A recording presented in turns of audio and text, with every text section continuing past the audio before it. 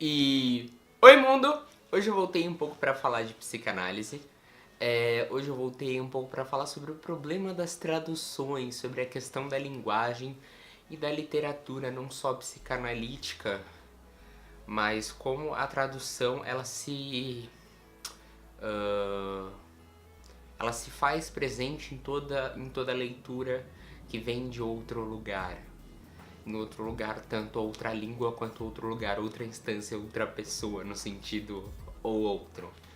Bom, vou começar falando da questão do Freud, que querendo ou não, gostando ou não, o Freud ele deslanchou mesmo com a interpretação dos sonhos, onde nesse texto ele começa a ver que os símbolos dos sonhos, né, a imagem, tem por si uma tradução, um significado. E esse significado não é literal, não é o trem. Então, se nós pegássemos somente as imagens dos sonhos para analisar, a gente nunca chegaria a uma resposta certa, coerente ou que fosse eficaz para a pessoa que a gente está analisando. A gente sempre se põe no lugar de vazio e deixa que o outro, esse que traz o sonho, uh, tente associar, tente nos guiar por essas metáforas que são as imagens dos sonhos. Então é a própria ideia de que assim a imagem não diz tudo. E nesse trabalho, nessa obra sobre os sonhos, ele vai aparecer também aqui nas conferências introdutórias do livro do Freud de 1916-1917, onde tem um capítulo chamado Trabalho do Sonho, onde é basicamente esse trabalho de pegar a ideia, transformar ela por um jogo de associações em uma imagem e assim fazer com que ela venha ao sonho. Então é uma metáfora. Está para muito além do símbolo, está para muito além do que está escrito. O que ele chama de criptografia seria um quebra-cabeça criptográfico, você entender um sonho, porque está além do que está evidente. E aí ele traz a ideia de que a palavra escrita ela nunca vai dizer respeito da fonética. A imagem e a fonética estão diferentes, né? O som e o visual da palavra são diferentes e têm relações diferentes. Bom, e é justamente nessa ideia que entra a questão da tradução, a questão de que aquilo que o outro está dizendo, ele não vai chegar sem nenhum filtro para mim. Existe sim um abismo entre o que o outro diz e o que eu pego disso. O que ali a linha da Gestalt vai dizer que você pode levar todo mundo ao cinema e ninguém vai ver o mesmo filme. A ideia, todo mundo vai prestar atenção em aspectos diferentes. Então, por si só, está para além do símbolo, como nos sonhos, né? A linguagem está para além daquilo que é desenhado, para aquilo que é grafado no papel. E aí, vários autores vão comentar essa questão da tradução, essa questão de como os textos chegam, de como se traduz determinados termos, porque quando a gente fala de psicanálise a gente está falando bastante de linguagem e essa linguagem se aprimora ainda mais com Lacan, que percebe a lógica da linguagem do inconsciente, que tem um caminho lógico, não é à toa, tem uma lógica do inconsciente, uma razão para tudo estar como é sequencial. E aí, desde o primeiro livro do Lacan, o Seminário 1, sobre os escritos do Freud, que ele traz sobre a transferência, ele já traz justamente críticas a essa questão da tradução, o quanto você perde de um livro traduzido, porque justamente o jogo de palavras se perde. E para ver isso na clínica, basta pegar o caso do Hans, que não é um caso muito para frente, em que o Freud mata boa parte do caso, percebendo ali a sutileza de Wagner, Vegan, e que muda uma letra, mas a assonância, o fato delas parecerem sons parecidos, levou à associação de cavalo, de carros, e conseguiu fechar todo o sintoma ali do que porque o pequeno Hans tinha tanto medo de cavalos, tinha tanto medo da castração paterna. Então essa questão da linguagem está para além do que é escrito, e no momento que ela é traduzida, ela se perde um pouco.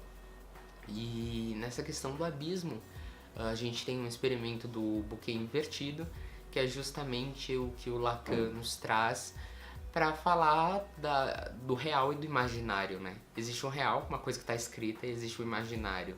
Existe o real, uma coisa que você se vê refletido, o que está refletido no espelho, e o imaginário, como você se vê refletido no espelho, não é a mesma coisa. E a tradução é isso.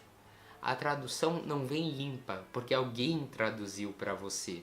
Então, além disso não ter sido escrito pela pessoa, ainda passou por esse jogo óptico, né? Esse jogo semântico, esse jogo narrativo de quem traduziu. E a gente tem essa questão muito forte nos escritos do Freud, porque eles tinham direitos autorais e até então eles não tinham sido traduzidos direto do alemão, em sua maioria. Os livros de grande circulação do Freud, eles foram traduzidos para o inglês e aí para o português, geralmente. Então você tem duas perdas aí, você tem duas traduções, além justamente da... o Freud diz, uma pessoa entende, aí o que o outro entendeu do outro entendeu que chega até você, e o que você entendeu dele. E o Lacan é ainda pior, porque o Lacan ele nunca escreveu, foram transcrições dos seminários, foram...